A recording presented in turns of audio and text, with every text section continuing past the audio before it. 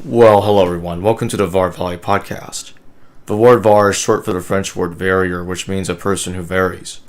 This channel is a spin-off of the History Valley podcast, which is where I spend much of my time interviewing mainstream scholars. Over here, however, I and the co-host of this channel, DJ Shonsky, interview a variety of alternative scholars who have radically different views from the mainstream. That being said, I'll provide the following disclaimer. I am not convinced by any of the people that are being interviewed here on Var Valley, and my views may not align with the views of DJ Shonsky. I am simply curious to figure out why they believe the things that they believe, and it does not represent my views in any way, shape, or form. Thank you. Today, I am joined by my co-host, Sean, and we're both going to be interviewing Emmet Sweeney. Emmet Sweeney is a secondary school teacher in London. He has a master's degree in early modern history from the University of Ulster. He has been involved over the past 15 years in research directed towards a radical revision of ancient history and its chronology, and has published numerous articles on the topic and also books. And one of the books that we're going to be covering today is The Genesis of Israel and Egypt. That's the book we're going to be focusing on today. So welcome to the podcast, Emmet. Thank you, Jacob. Thanks for having me. Of course. Thanks, Emmet. So I want to focus on Sean. Yeah. I want to focus on the first question I want to ask is, what led you to the direction of revising chronology? What was the first steps? What gave you the idea of heading into this direction, basically? Well, basically, it was the work of Immanuel Velikovsky, a highly controversial writer whom I discovered by accident in a university library. I was actually browsing one day. I was an undergraduate student at the time, and I came across a book called Earth in Upheaval, which is packed with geological evidence for a recent massive natural catastrophe, worldwide natural catastrophe, dealing with many of the issues relating to the extinction of the mammoths, etc. I had heard this before, that some of the mammoths from Siberia had been discovered with the undigested flowering plants in their mouths and stomachs, and obviously they had been grazing on a summer's day and had been overwhelmed by some terrible cataclysm. So the book is basically packed with that type of evidence. I couldn't understand why I had never read this before, why I had never heard about such things, and except maybe vaguely. Had never been discussed in mainstream media. That was my introduction to Velikovsky, and it was an eye-opener, and began to research his work from that time onward. And soon found that he was calling for a radical reassessment of early human history and the forces which shaped early civilizations. It was radical in a way that I'd never even heard of. It was completely novel, and it was fascinating. It was like a voyage of discovery, just reading through Velikovsky's works and his ideas, and it was enjoyable. Yeah. So that's how I got started, basically. He died before he could complete his goal of complete revision of ancient chronology and history. He died in 1979, and he was a man pursued by controversy all his life, but died before he could complete his work. So there's been a lot of people working on along the lines that Velikovsky indicated then, and I'm one of them, essentially. Sean, do you want to start asking your question? Well, yeah, I mean, I'm familiar with the Velikovsky works, and Emmet Sweeney is one of the surviving chronology revisionists, like Gunnar Heinsohn. The works of Charles Jananthal, Lynn Rose, Emmet Sweeney, Gunnar Heinsohn, Velikovsky We're very privileged to have Emmet Sweeney here because he is still with us. I'm quite familiar with the works, and I would like to ask the question because a lot of people don't think that there's a chronology issue and that people within this lane of neo-Velikovskyan research are more or less inventing uh, an issue that doesn't exist. Now, could you talk a little bit about the chronology issues that have existed that many people just may not be exposed to or heard of even prior to Velikovsky? Could you talk about that a little bit, especially when we're dealing with Egypt, Israel, the monumental cultures? Absolutely. The whole of ancient history presents conundrums, problems, mysteries, insoluble problems, some of which the public have become more and more aware of recently, most of which they're only vaguely aware of. For example, it's well known that prior to the time of the biblical kings, the early history of the Hebrew people doesn't show any sense of agreement with Egypt's history. Now, the early history of the Israelites, the early history of the Hebrews, is intimately connected with that of Egypt. I'm thinking specifically about the Exodus, but even before that, the of Joseph long-sleeve coat. According to the Bible, this was the greatest seer that ever lived. And before that time, in the story of Abraham, Abraham comes into Egypt from Mesopotamia. According to extra-biblical Jewish tradition, he teaches the Egyptians some of the rudiments of civilization. None of these events or characters show any, are reflected in any way, allegedly, in Egyptian literature or Egyptian history. So it's a major problem.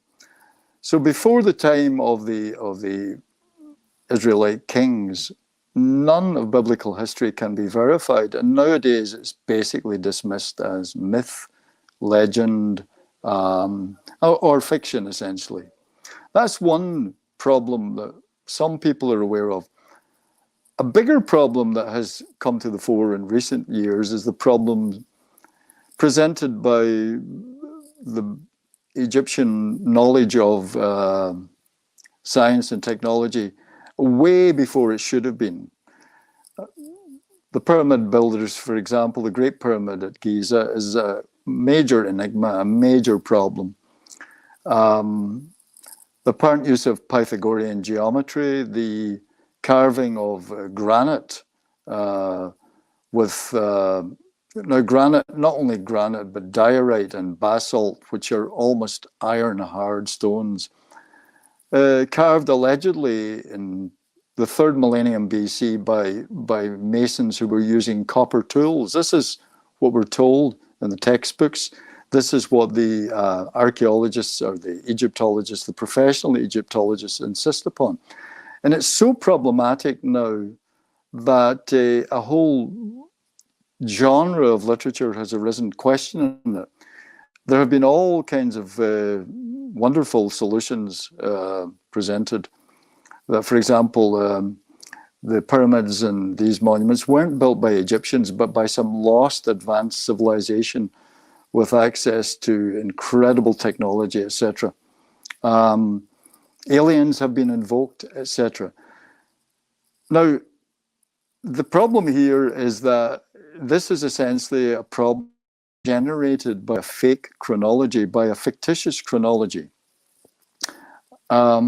If the pyramids were built in the 3rd millennium BC by masons and artisans using copper tools, yeah, there's a huge problem with that. A copper chisel, and I've spoken to many engineers about this, a copper chisel will melt like butter on contact with granite, to say nothing of basalt or diorite. It will not make a scratch even. A bronze chisel will snap on its first contact with one of these stones. You need good quality carbon steel tools to make any impression. It'd be a great pyramid. Actually, the lights went out when they're on my own at the time. But the sarcophagus in the pyramid, you can still see serration marks on the granite sarcophagus made by the saw used by the artisans to carve it. You cannot cut granite with a copper saw. You cannot cut granite with a bronze saw.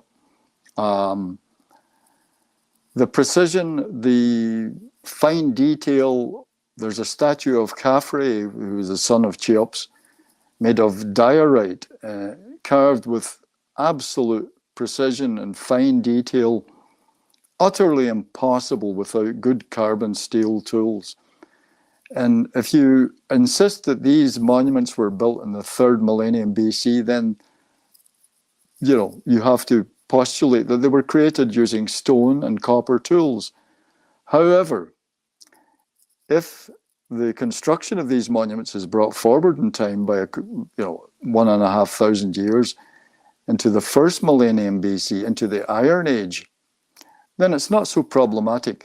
Yeah, it still is. That doesn't solve everything. I admit the pyramid is still a wonder. But if the artisans were using iron and steel tools, as, by the way, Herodotus says they were, Herodotus, the earliest written source on the subject, claimed that the Egyptian priests told them the number of iron tools that were used. And of course, iron has been found within the masonry of the Great Pyramid by an Englishman called Weiss in the middle of the 19th century. Iron is mentioned frequently in the pyramid text. Osiris, it says, sits on a throne of iron. Ra holds the earth in place with chains of iron. Iron tools from the 5th and 6th dynasty, who were also pyramid building dynasties, have been discovered. But these references, etc., are brushed aside because they sit uncomfortably with the accepted chronology, which places these monuments in the 3rd millennium BC. And so this is a problem. This is one of the many, many problems which have been generated by a fictitious chronology. And how that fictitious chronology was established and how it found its way into the textbooks and has become almost kind of written in stone now, that's another story. That's what, well, me and you've discussed this before. So Velikovsky's approach, for people that are unfamiliar with Velikovsky, was essentially to shift the monumental cultures, if you will, and shorten their chronology and fit it within the framework of the biblical chronology. So that was Velikovsky's approach. When it comes to guys like you and Charles Jananthal, Gunnar Heinzholm, Lynn Rose, that has not been your approach. Your approach, well, we know Gunnar Heinzholm is stratigraphy based, but talk a little bit about how the approach and the methodology changed then from Velikovsky, like to yourself and Heinzholm and Lynn Rose, some of the other chronology revisionists. Can we talk about that a little bit as to why you guys started to look at and use different methodologies to not use the fixed chronology of the Bible itself? Right. Gunnar Heinzholm examined the foundations of Egyptian chronology in detail, which unfortunately is not done with the young student at Egyptology University. I'll give you an example to the fact that Egypt's chronology, which we now find in the textbooks, was established long before Champollion deciphered the hieroglyphics. It was the traditional chronology of Egypt there hundreds of years before Champollion. Here's Napoleon launched his famous expedition to Egypt, and before the Battle of the Pyramids, he pointed to the Great Pyramid. And he shouted to his men, 40 centuries look down upon you. This is a well-known incident from history. Okay, so that was 200 years ago.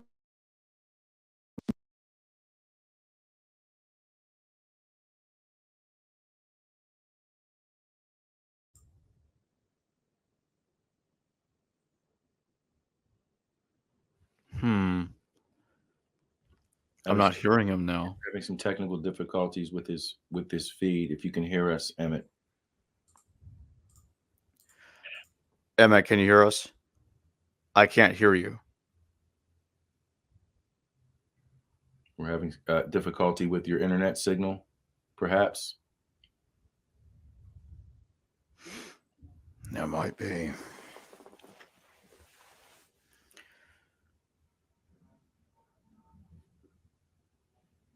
People in the audience, Emmet Sweeney is in Ireland right now.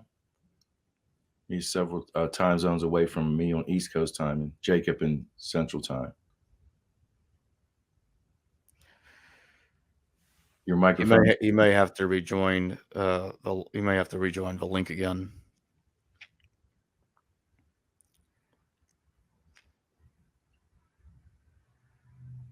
You're on mute right now, Emmet.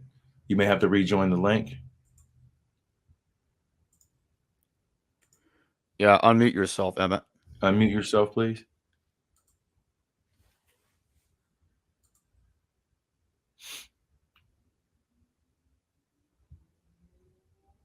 You're on mute, Emmet.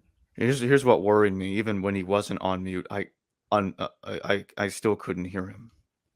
Yeah, we're having. So I couldn't hear him either. It was fading in and out. All right.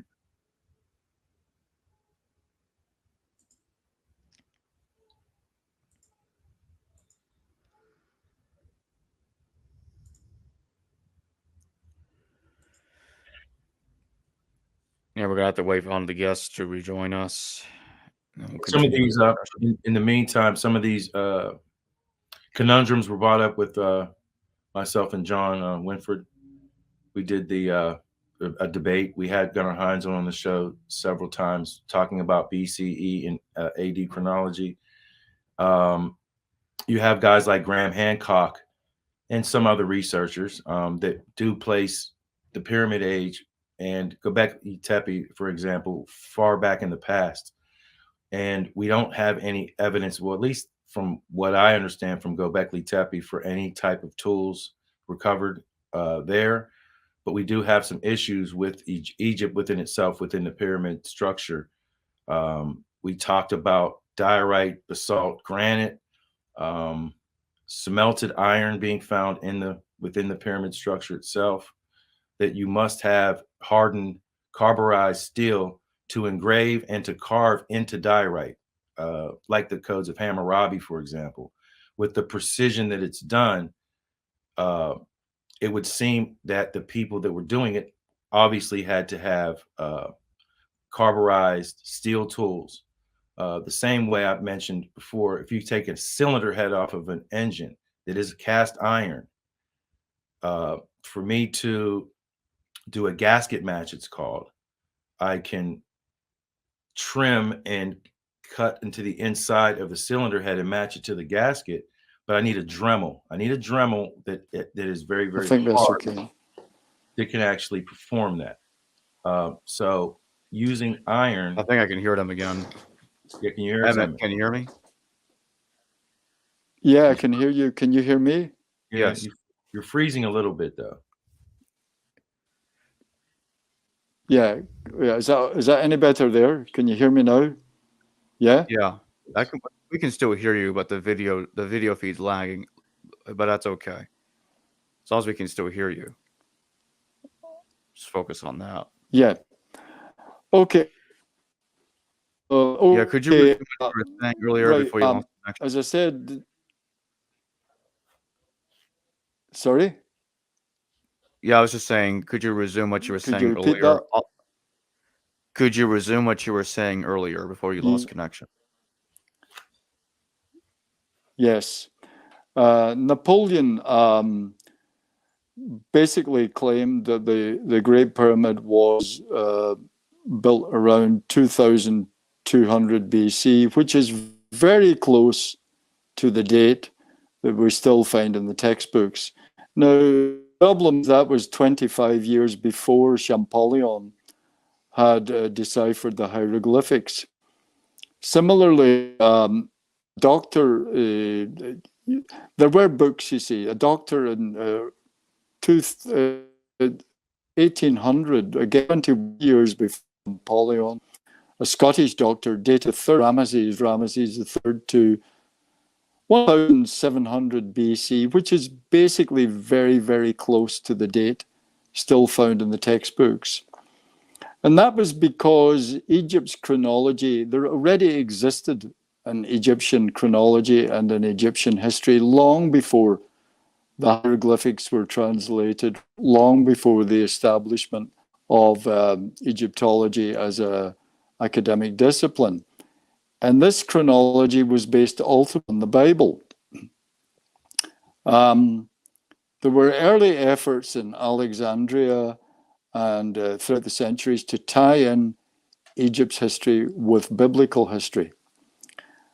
And these early efforts, or these early attempts to establish a connection between Egypt and the Bible, correlated Adam, the first man, with Menes or Men, the first pharaoh. And so the first pharaoh was placed around 4000 BC, which was more or less the biblical date for the creation of man. And key events from biblical history which were related to Egypt then kind of filled in the time after that. The major being the Exodus. So because a city named Ramses was named in the Exodus, it was assumed that the great Pharaoh Ramses II must have been the Pharaoh of the Exodus. And for that reason, he was placed around 1400 BC, which was essentially the biblical date for the Exodus. So that Ramses II was placed around that time. And that was the date found in the textbooks which Napoleon was reading. And it's still very close to the date found in the textbooks today. There has been no substantial change in the Bible-based chronology that was established, first of all, essentially by Eusebius around the 3rd, 4th century, and then fine-tuned, I suppose, by Scaliger and Petavius in the 16th century. These were kind of a savants of that time, late Renaissance, early Enlightenment period. And they constructed their Egyptian chronology ultimately around the Bible and around a fundamentalist interpretation of biblical dates at that. And the problem is it bears no relationship to proper scientific method or to proper scholarship even. When the first Egyptologists like Champollion began to then read the hieroglyphs, what they did was they unconsciously almost tried to make Egypt's chronology fit into their preconceived idea, because that's what people do. People hate chaos. It's a natural human reaction to avoid chaos and to somehow find justification for ideas and concepts and systems which already exist. And because Champollion and all the early Egyptologists were devout Christians, they were studying Egypt essentially with the purpose of indicating the Bible. And they were not liable to question dates that were ultimately based on the Bible. And they never questioned those dates. And what they did was basically they just fine-tuned them a little bit and pretended that there was some kind of sound scholarship behind the dates. And there never was. And it's the same today. And those dates have never been challenged effectively.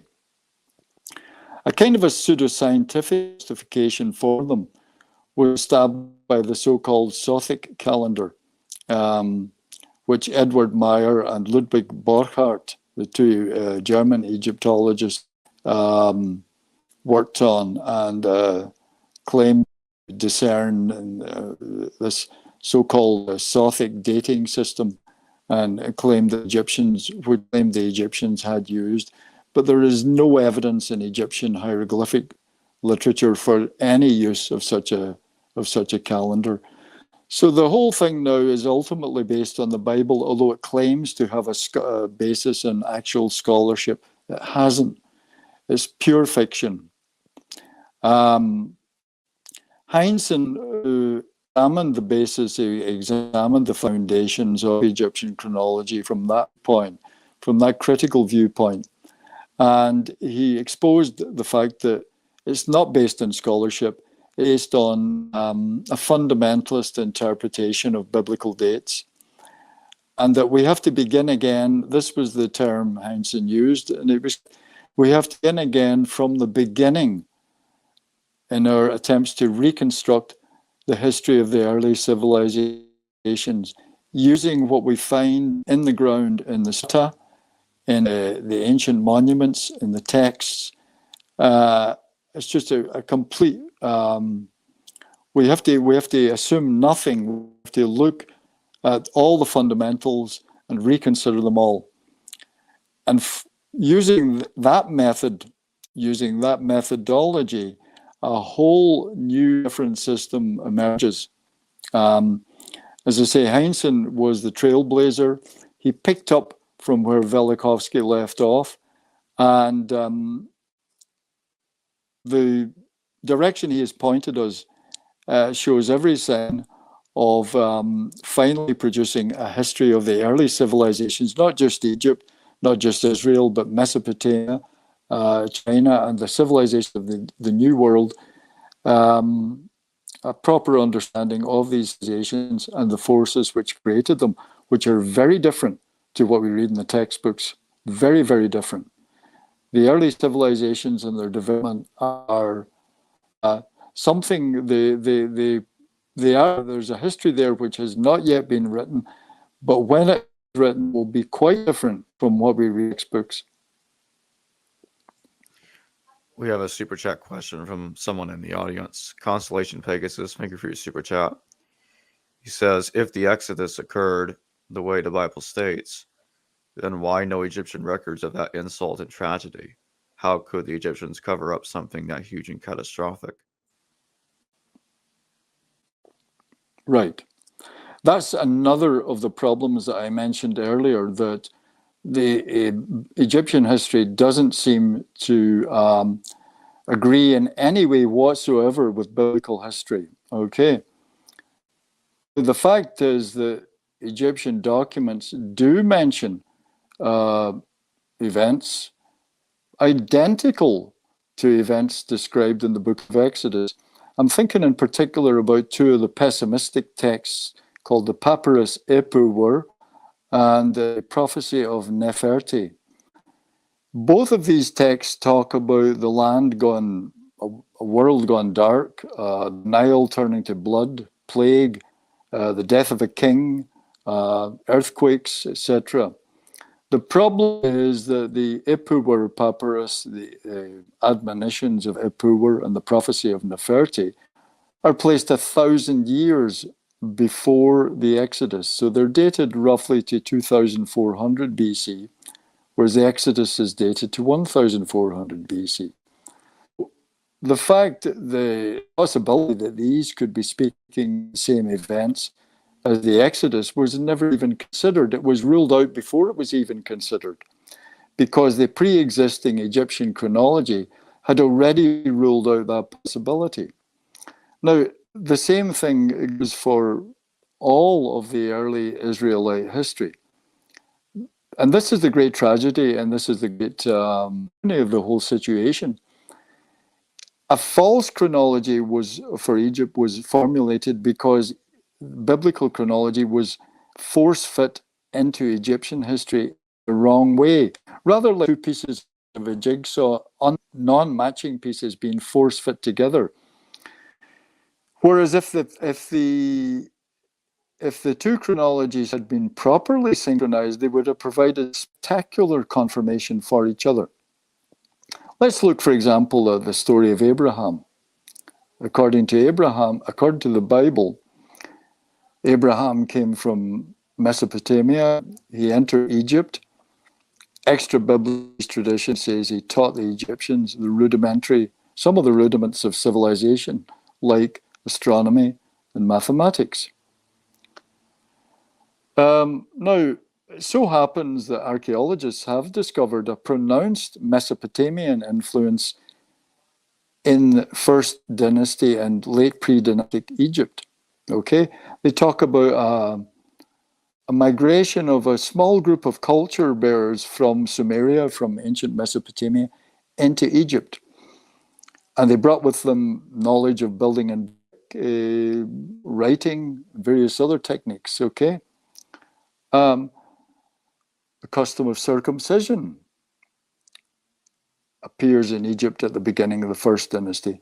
Min, like deity of that time, is associated with the custom of circumcision and is probably the origin of the name Menes, the first pharaoh. So you'd imagine that Egyptologists and historians would have connected this archaeological evidence of Mesopotamian influence in First Dynasty Egypt. They might have connected that with the biblical story of Abraham, but of course they didn't, because the chronology of Egypt places Menes, the first pharaoh, 1,000 years before Abraham, the father of the... So the possibility that the two could be connected was ruled out even before it was considered. So bear in mind that 1,000-year discrepancy, that 1,000-year gap. Remember, Abraham initiates circumcision among the Israelites. Menes, the first pharaoh, initiates circumcision among the Egyptian people, okay? And many, many other parallels between the two characters. A couple of centuries after Abraham, according to the Bible, we have Joseph of the long sleeve coat, the greatest seer, it tells us, ever lived in Egypt, the greatest wise man. Now, a couple of centuries after Menes, the first pharaoh, we have Imhotep, the great master builder, the great wise man, the healer, the great seer, according to the Egyptian documents, who ever lived. Imhotep lived during a famine of 7 years. The pharaoh had a dream about the famine, Pharaoh Djoser. The god of the Nile spoke to him during the dream and told the pharaoh how to solve the famine crisis. Imhotep correctly interpreted the pharaoh's dream, and the 7-year famine was solved. Similarly, in the story of Joseph, the pharaoh has a dream of 7 fat cows and 7 lean cows. Joseph correctly interprets the pharaoh's dream. Were the same character? Evidently they were, but the fact or the possibility that they could be the same character wasn't even considered. It was ruled out before it was considered because pre-existing chronology stated that Imhotep lived again 1,000 years before Joseph. Then we come to the Exodus. Again, there are Egyptian documents which talk about events very similar to those found in the Exodus, again dated 1,000 years before the Exodus. So we've got this 1,000-year discrepancy, and when we take that away, suddenly Egypt's history and Israel's history fit together like matching pieces of a jigsaw, which have never been properly put together before. So to say that the Egyptians didn't mention the Exodus is not true. They did mention it, but what they were talking about has not been recognized as such because of a fictitious chronology. Could you go back and talk about the historical Abraham? You were saying that he was the, what was the pharaoh's name? Menes? Menes? Yeah. Is that the pharaoh you're talking Menes, about? yeah. Okay. Menes. Right. You're saying there were more Yes, parallels the first pharaoh. between him. Yeah. You were saying there were more parallels between the two. Could you talk about that? Absolutely. Absolutely.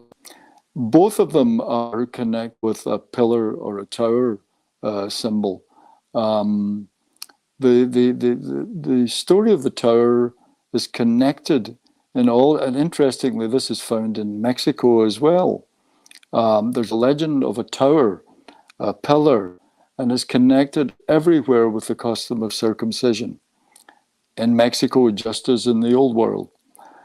So Abraham is regarded by the biblical tradition and extra-biblical Jewish tradition as the initiator of a whole series of sciences and techniques and arts. Okay?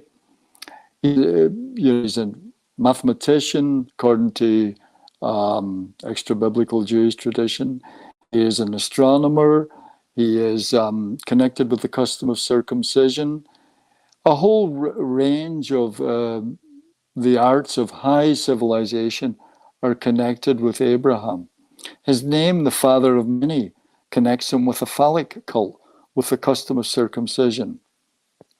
Similarly, in Egypt, Menes was the founder of a whole host of cultural traits and the skills and arts of civilization, the invention of writing, the invention of mathematics, the invention of building, etc. His name, Menes, connects him with the phallic deity Min. Min is the chief god of Egypt during the first dynasty. He is connected with the legend, the story of a pillar, a jed pillar of Osiris. He is connected with the custom of circumcision. So there are many, many cultural traits which iconographically link Abraham and many should have been together especially because the archaeology agrees with this culture-bearing migration from Mesopotamia into Egypt at the dawn of history. But as I say, the link was missed because a fictitious chronology distracted the attention or just basically led archaeologists and historians in the wrong direction. And it has spoiled the history of the ancient world. It's not just about the pyramids. It's not just about biblical history. This spoliation, this ruining of history and this, what we could say, mutation and distortion of history, it's everything, even Greek history affects the history of the Medes and the Persians. The Mede Empire, for example, the archaeologists claim they can find not a single trace of an empire of the Medes who came before the Great Empire. And the strata in which they look, they can find not a single brick, not an inscription, not a city, anything connected with the Medes. And yet, hundreds of years before the Medes, there were a great people called the Meta people or the Mitanni people who spoke a Persian language, who corresponded with the Egyptians of the 18th dynasty, etc., and who should be recognized as the Medes, but because, again, the chronology has distorted things. So one thing, in one area after another, archaeologists and historians have to claim that the ancient historians were wrong, and this empire never existed, and that civilization never existed. The Exodus never happened. This never happened. That never happened. The pyramids were built using copper tools, etc., etc., all generated by a fictitious chronology. One problem after another. We have another super chat question. Brett Forza, thank you for your super chat. He says, maybe off topic, but does Gaelic have any similarities to ancient Egyptian? And I think he meant to say there, don't you notice any similarities in culture to Irish, Scottish, English, Druid, such as kilts, horse, hair wigs, farming, etc.?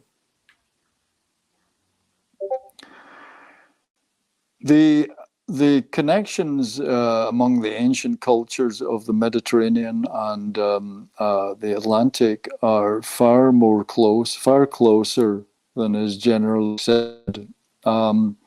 Most of the tin used in bronze making in Egypt and Mesopotamia and Greece came from the British, came from Cornwall, specifically from a city, or not a city, but a settlement called Tintagel. It's quite possible that bronze making was actually discovered in Britain, because in Cornwall and Devon, southwest England, tin and copper are found naturally mixed in ore form. So it's quite possible that the bronze working actually originated in Britain. Certainly the Phoenicians of Tyre, Byblos, and Sidon were making regular voyages to Britain at a very early stage. And again, they brought the knowledge of these ancient lands and these distant countries to Egypt and to Mesopotamia. And we have found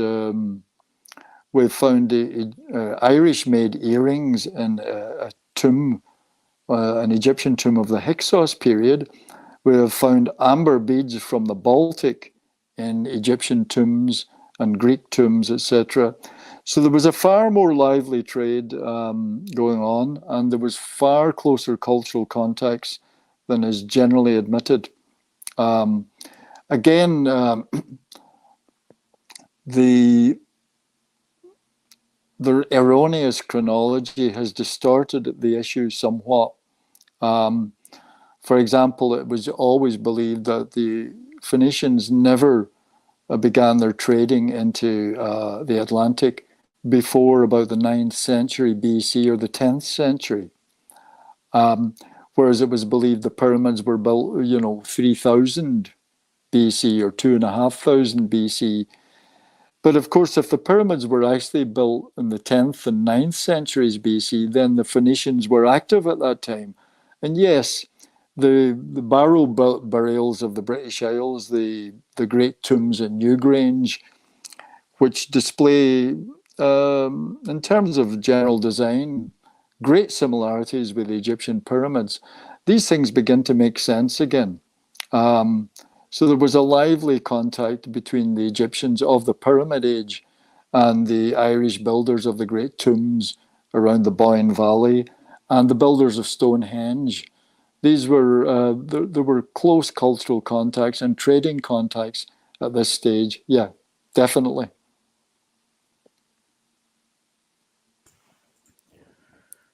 All right, Sean, you want to take it from here for a little bit? Yeah,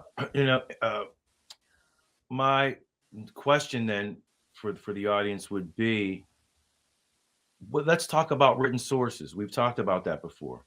Let's talk about the written sources like Manetho, Berosus, Eusebius, Josephus, and how that's a conundrum within itself from our perspective of written sources being used to try to recreate or reconstruct ancient history. Like what I would say, how damaging are written historical sources, and why should we be very leery of them? I would say, why should we be leery of written historical sources? Yeah, well, we should be, because history as we understand it didn't exist in ancient times. Chronicles existed. Some kind of records were kept, mainly for propaganda purposes, very often by royal scribes. Kings claimed to be descended of gods. There was a whole series of chronicles created extolling the great, the deeds of a pharaoh or a king's ancestors. So these were works of propaganda, and we have to be very, very careful about using any of these in terms of reconstructing an actual history. One of the principles which Gunnar Heinsohn stresses is that if a thing cannot be, if an ancient report or record of an event cannot be confirmed by the archaeology, then we should question very seriously whether it happened or whether it existed. And the archaeology, and specifically the stratigraphy, the layer in which artifacts and which documents are discovered, has to take price in any attempt article reconstruction. And this is not what has happened, unfortunately. Unfortunately, we have constructed a history based purely on written sources, on sacred written sources, on sources, especially in the Bible, etc., which were believed to be the Word of God, and which were never really questioned until the 19th century. And even then, they weren't properly questioned. And so we built a chronology, we built a history from the 16th century onwards. People like Scaliger and Petavius and even Isaac Newton have constructed histories of the ancient world, of ancient Greece and ancient Egypt, based on the works of Manetho, but ultimately based on the Bible. The Bible gave them their chronological framework. And they placed incredible trust in these ancient texts. And that's not scientific, you know. It may be very commendable in terms of religiosity, but it's not science, and it's not ultimately very good scholarship. And we have to begin again, as Gunnar Heinzen says, we have to begin again from the beginning without any preconceived ideas about how old civilization is or what forces produced that civilization or those ancient cultures. Yeah, I've made mention that I use those written historical documents and sources only as a roadmap, but not as the quote unquote official story or the official history of any culture at the time. It's a roadmap. The Bible's a roadmap. Josephus is a roadmap. Manetho's a roadmap. Because I've made mention that the Egyptians themselves did not list their dynasties in chronological sequence. That's something that came about much, much later. And it's almost a quagmire of an argument where I don't think personally it'll get us anywhere. We'll just argue the historical sources that way and never nail it down unless we take a closer look at the archaeology. It's pretty simple to me. I can't unsee any of this at this point in my life, that we have a chronology that's set in stone, essentially, may have changed a little bit prior to any excavations ever being done, which are very recent. Once the excavations happen, from the arguments that I've read, there were arguments at the time, and I'm talking about in Petrie's time. There were arguments about why artifacts were out of place, out of date. They belong in different eras, to where it seems as though Petrie himself would write off evidence as forgeries or something that was it's not official, even though we see even in Palestine, you know, I mentioned it, scarabs and pottery dated to about 6th century BCE. The people were paying taxes to Amenhotep and Tutmos III, which is 1,000 years prior to that. So he would write off the pottery and or scarabs as forgeries or non-authentic. Can we talk a little bit about, at the time of the excavations, what controversy came up at the time of the excavations that we do not talk about in schools, we do not talk about in public schools at least, maybe in the universities, but can we talk about that briefly? Yeah, in every single site in the Middle East, they came across exactly these problems. I'll give you one notorious example. There was a British archaeologist with the British Museum called A.S. Murray. And in the 1930s, he excavated a great cemetery at Enkomi in Cyprus, okay? A royal cemetery and some very rich burials. And they found a whole series of major problems, okay? For example, they found Mycenaean artifacts, along with artifacts of the 18th dynasty, specifically the reign of Amenhotep III and his son Akhenaten. However, next to and along with these artifacts, in the same burials, were found archaic Greek pottery and artifacts of the 7th century BC. Okay. Murray said that this was an incredible problem. He couldn't understand it. And it was almost in the point of questioning the Egyptian chronology. There was a whole controversy about it. And there was an argument to and fro between Murray and other people. And There was some were saying that these had to be heirlooms, which were just handed down. You know, the stuff from the 18th dynasty and the Mycenaean Age must have been heirlooms, which were buried in the 7th century tombs, etc., etc. And again and again and again, this happened in every single site, and it's still happening. In every site throughout the Middle East, throughout Greece, these anomalies are found all of the time, and they're now just routinely explained away as heirlooms, as copies of ancient artifacts. Two of the great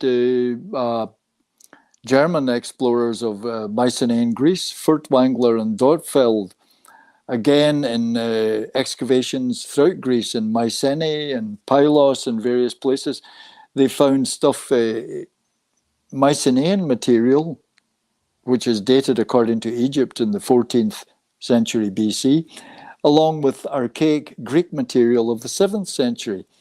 And again, huge controversy about this. How did this happen? Why is Mycenaean material found at the same level as material of the 8th and 7th century, late geometric and archaic Greek? Why are these found? Why do they look like each other? Why are there? Why does some of the Greek material from the archaic period look as if it was directly copied from the Mycenaean material? Why is it found in the same tombs? Why is it found at the same levels? Again, a huge controversy erupted, went on for decades. It was never properly resolved, and it was just brushed under the carpet. That happened everywhere, and it's still happening.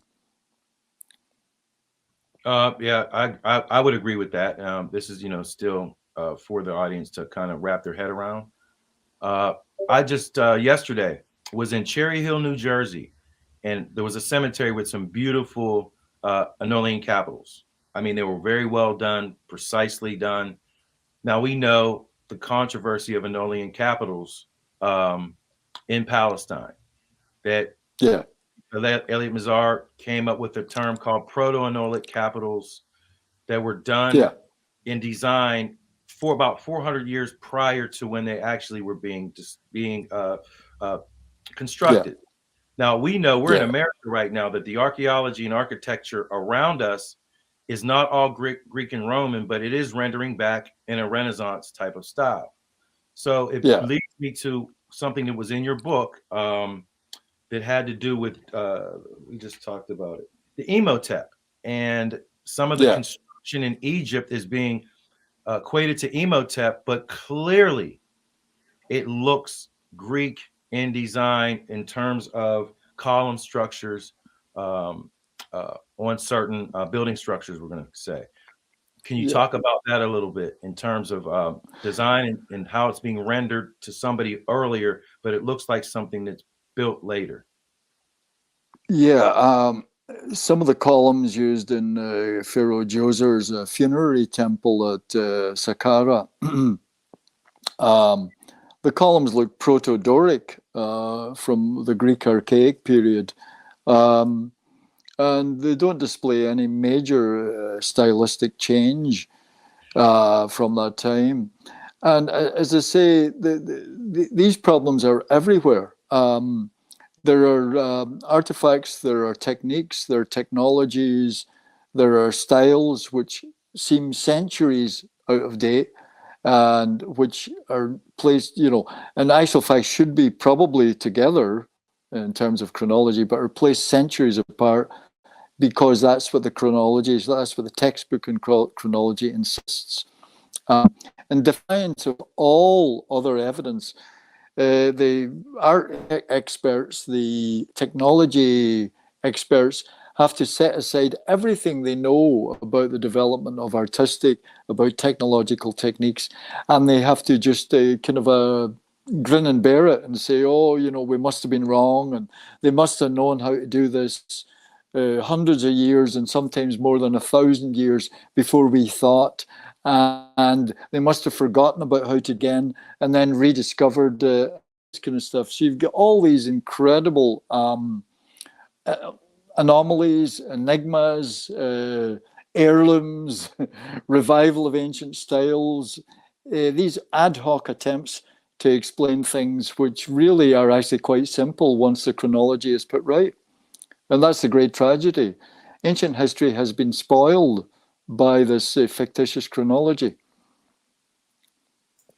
We have another super chat. Max Key, thank you for your super sticker. And here's his super chat.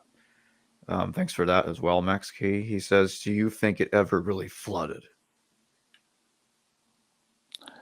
Yes. In one word, there were cataclysms of truly immense proportions affected the earth. Some of them, as Velikovsky said, within the period of human memory. Again, these things have been written out of the textbooks without any good reason for doing so. If you read Earth in Upheaval, the evidence of a sudden and cataclysmic end to the mammoths and the saber-tooth, the smilodon, the saber-tooth tiger, the evidence is overwhelming. Just because they don't mention it in the books at the moment doesn't mean to say it didn't happen. Claude Schaefer, one of the greatest archaeologists of the 20th century, noted a series of tremendous cataclysmic upheavals of nature in the archaeology of the ancient Mediterranean, of the Levant. Tremendous upheavals of nature, way beyond the power of anything that we experience nowadays. One of the most famous being the vast eruption of the island of Thera in the Greek and the Cycladic archipelago, leaving a crater something like 4 or 5 times the size of the crater left by Krakatoa. So we have evidence of cataclysmic upheavals of nature, more than one, but further back, even greater. And again, as I say, these things are recorded in the traditions of all ancient peoples. It doesn't matter which continent you go to. There are very insistent stories about these things. And the stories here are fully supported by the paleontology and by the archaeology.